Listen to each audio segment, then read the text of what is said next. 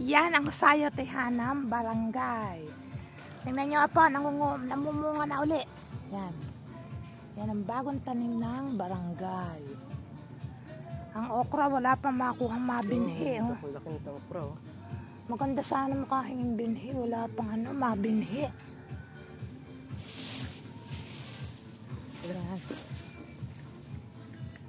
Akin na ako nadala ng mo para mag-video kita. Ayan si Lolo. Siya ang magdadala ng aming nakuhang mga gulay.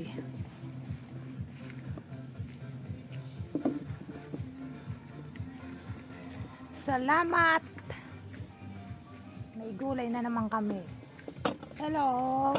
Hello, doggy, doggy. Buksan mo nga tayo. Ayan nila, oh.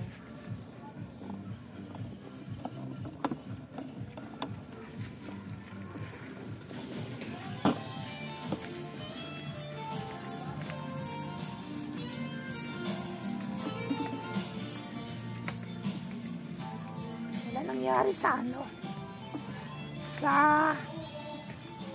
Ninas upo.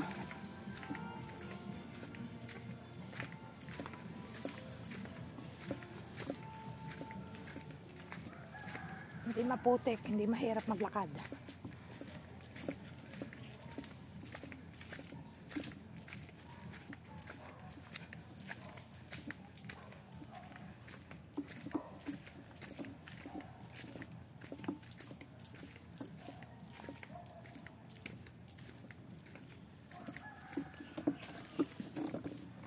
Laglag yung santol.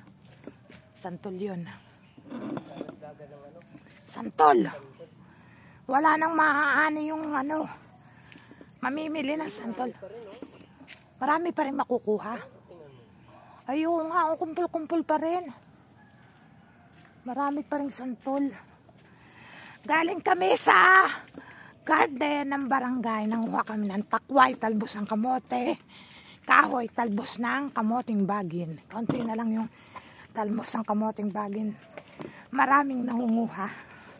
Pero salamat, nakakuha pa rin ako. Akin na lang yun. Ilalaga ko tapos, mga po, iinumin ko yung sabaw noon. Kaunting sabaw lang ang ilalagay ko pa. Para mga po.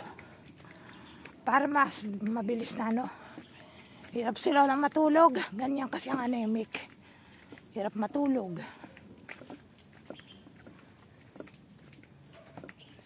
Malapit na tayo mga po. Hinihinga lang si Lola kaunting lakad. Laga ko yung talbos ko. Siya kung gagawing juice. Yung talbos ng kamote. Ang katas. Doon din ang lalaki na santol oh. Ang laki na santol. Yan ay bangko ko. Dito daw wala ng bangko kung nakuha na.